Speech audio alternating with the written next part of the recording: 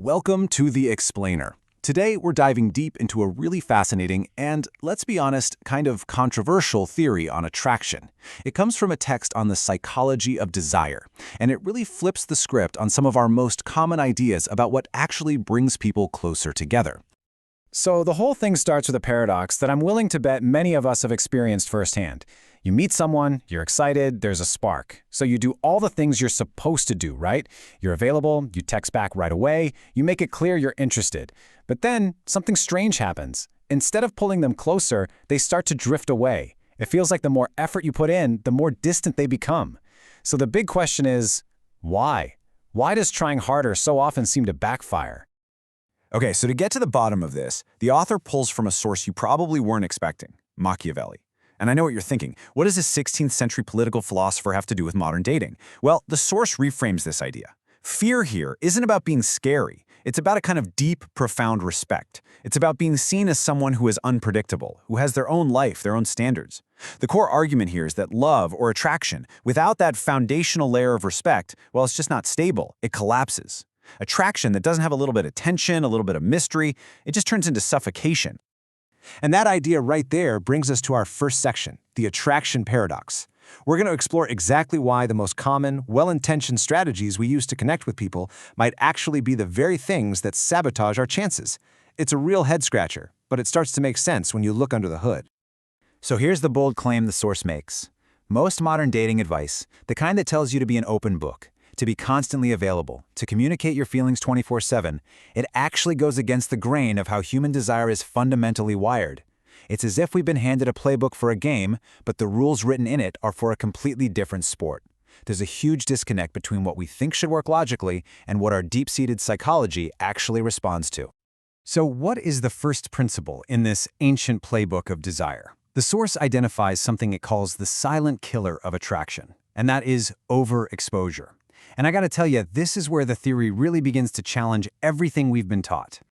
So let's break that down. What exactly is overexposure? Well, it's pretty much what it sounds like. It's when you become too known, too accessible, too predictable.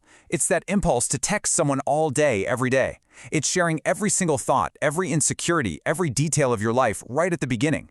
You're basically laying all your cards on the table at once, leaving absolutely no room for mystery, no room for imagination, and most importantly, no room for curiosity. The source uses a really perfect analogy to explain this. Think about the last song you were totally obsessed with. The first time you hear it, that's discovery. It's new, it's exciting, you're captivated. Then comes obsession. You put it on repeat. You listen to it in the car, at the gym, you just can't get enough of it. But then, familiarity sets in.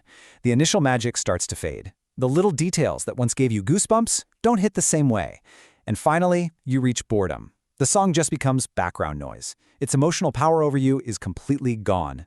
The argument is that this exact same process happens to a person who is overexposed. Their constant presence, their predictability, it drains them of their emotional impact. All right, so if overexposure is the poison, what's the antidote?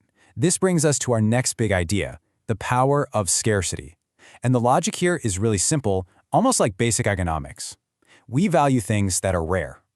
If an overabundance of your presence kills desire, then a little bit of scarcity is what creates it.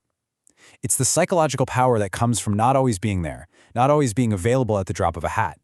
And this whole idea really boils down to a fundamental difference in your approach. The source draws a really sharp line between what it calls neediness and self-respect. Neediness, it argues, is like an empty cup you're constantly asking someone else to fill for you. It signals desperation. It tries to take value and validation from the other person. And what does that do? It pushes them away. Self-respect, on the other hand, is the complete opposite. It signals wholeness. It says, my cup is already full, but I'd love to share it with you. It gives value. And that sense of inner wholeness is what creates a magnetic pull, not a desperate push. Now, when the text says a person who isn't needy is dangerous, it's not talking about being a threat or being cruel. It means they're dangerous to the other person's indifference. They are magnetically unpredictable. Someone who doesn't need your approval or your constant attention is free. They are free to walk away if they aren't being treated right.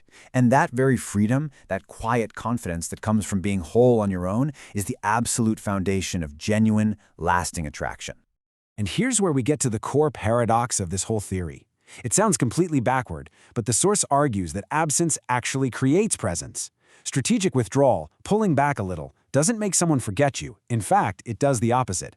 It forces your presence into their mind. When you're not there, they start wondering, where are they? What are they up to? Who are they with? In your physical absence, you ironically start to take up more of their mental and emotional real estate, not less. So what's the psychological engine that's actually driving all of this? I mean, it's not just about disappearing for a while. It's about what happens in the other person's mind during that absence. This is where you, according to the source, become a canvas for their imagination. This whole concept taps into a really fundamental quirk of our psychology. Our brains absolutely hate a vacuum. We are hardwired to connect the dots and fill in the blanks. We see it everywhere. When a story leaves us on a cliffhanger, we can't stop thinking about what happens next. When we see a pattern with a missing piece, our brain automatically tries to complete it. We just can't stand uncertainty, and when we're faced with missing information, we feel this intense, almost compulsive urge to resolve it. And here is the absolute key to everything. When you create those gaps, by not oversharing, by not always being available, the other person's mind doesn't just go blank, it gets to work. And what does it fill that void with? It fills it with fantasy. It fills it with idealized traits, with romantic scenarios, with all the best-case possibilities. You're not telling them you're mysterious and interesting. You are creating the space for their own mind to come to that conclusion. You are literally letting their imagination do the heavy lifting of building attraction for you. This right here brings us to what is really the central thesis of the entire theory. Attraction isn't a destination. It's not a state of complete knowledge where you've figured someone out like a math problem. No, attraction is the process of discovery. It's the journey. The argument is that the moment someone feels they have you completely figured out, the puzzle is solved. And what do we do with a solved puzzle? We put it back in the box and move on. The real, lasting desire is found in the ongoing act of figuring someone out. Okay, so this all sounds very theoretical. How do you actually apply this? How do you master these so-called laws of desire? Well, the source suggests it's less about a checklist of things to do and more about a crucial warning. It's about understanding the core mistakes that completely and utterly undermine attraction from the start.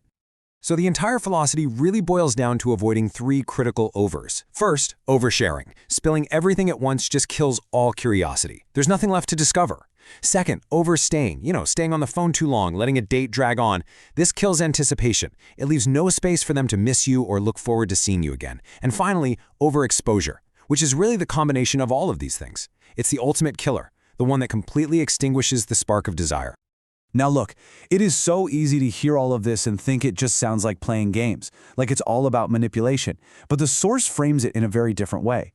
It argues that this kind of restraint isn't a deceptive tactic to trick someone. It's a form of wisdom. It's about understanding the natural rhythm of desire. Think about music. A beautiful song isn't just a wall of sound. It needs both the notes and the silence between them to create melody and emotion. In the same way the argument goes, attraction needs both connection and distance, both presence and absence, to truly thrive. And so, this entire explainer leaves us with a really provocative question to think about. This theory challenges one of our most deeply held beliefs about relationships, that the ultimate goal is to eliminate all tension, all mystery, and arrive at a place of pure, predictable comfort. Instead, it forces us to ask, is that really the foundation of lasting desire? Or just maybe is a certain degree of unresolved tension, of healthy distance, not just necessary for that initial spark, but absolutely essential for keeping desire alive for the long haul?